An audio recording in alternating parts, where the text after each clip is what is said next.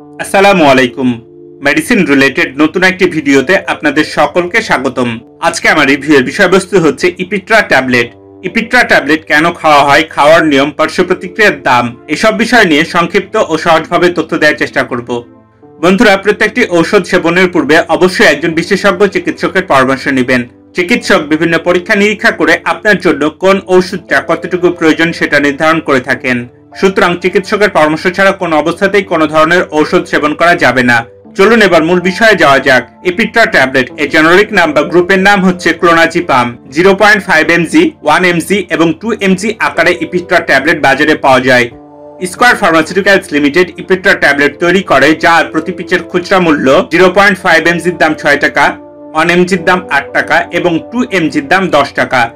এখন আমরা জানবো ইপিট্রা ট্যাবলেট কোন ধরনের রোগের চিকিৎসায় ব্যবহার হয় সে বিষয় সম্পর্কে। 90% রোগীর ক্ষেত্রে অনিদ্রা দূর করতে ইপিট্রা ট্যাবলেট ব্যবহার করা হয়ে থাকে, অর্থাৎ এই ওষুধটি ঘুমের ওষুধ হিসেবে বহুল ব্যবহৃত হয়। মাইগ্রেনের ব্যথা, মাথা ব্যথা, বিষণ্ণতা, হতাশা, দুশ্চিন্তাজনিত বুকে ব্যথা, আতঙ্কগ্রস্ত হওয়া, দুর্ঘটনাজনিত আতঙ্কগ্রস্ত হওয়া, মৃত্যু ভয় পাওয়া, অস্থিরতা, এছাড়াও এই ওষুধটি উচ্চ রক্তচাপ কমাতে সাহায্য করে। পার্শ্ব প্রতিক্রিয়া: অস্বাভাবিক চোখ ঘোরা, অস্বাভাবিক বাকভঙ্গি, খিঁচুনি, মাথা ঘোরা, সিদ্ধান্তহীনতা, বিষণ্ণতা, স্মৃতিলোপ পাওয়া, যৌন আকাঙ্ক্ষা বৃদ্ধি, এসব পার্শ্ব প্রতিক্রিয়া ইপিট্রা ট্যাবলেট খাওয়ার ফলে হয়ে থাকে। বন্ধুরা, পার্শ্ব প্রতিক্রিয়া নিয়ে কোনো সময় ভয় পাবেন না। পার্শ্ব প্রতিক্রিয়াগুলো যে সব সময় ঘটে তা নয়, কোনো সময় পার্শ্ব প্রতিক্রিয়া হতে পারে, আবার কোনো সময় নাও হতে পারে। সুতরাং পার্শ্ব প্রতিক্রিয়া নিয়ে কোনো সময় ভয় পাবেন না। মাত্রা বা খাওয়ার নিয়ম: এই ওষুধটি খাওয়ার পূর্বে অবশ্যই একজন বিশেষজ্ঞ চিকিৎসকের পরামর্শ নিতে হবে। এই ওষুধের প্রাথমিক মাত্রা 0.5 mg।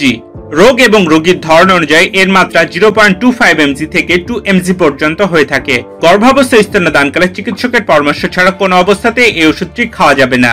সতর্কতা: এই ওষুধ খাওয়ার ফলে অনিয়ন্ত্রিত মাথা ঘোরা এবং সংজ্ঞাহীন অবস্থা তৈরি হতে পারে, তাই এই ওষুধটি খাওয়ার পূর্বে অবশ্যই সতর্কতা অবলম্বন করতে হবে। বিস্তারিত তথ্য পেতে ডেসক্রিপশন বক্সে মেডিসিন রিলেটেড ওয়েবসাইটের লিংক দেওয়া আছে, দেখার অনুরোধ রইল।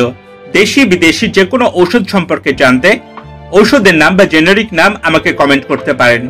পরবর্তী কোনো ভিডিওতে সেই ওষুধ নিয়ে রিভিউ করবো ইনশাআল্লাহ। আজকের ভিডিও এ পর্যন্তই ছিল। ভিডিওটি ভালো লাগলে চ্যানেলটি সাবস্ক্রাইব করবেন, পাশাপাশি লাইক শেয়ার দিতে ভুলবেন না। সবার সুস্থতা কামনা করে এখানেই শেষ করছি। আসসালামু আলাইকুম।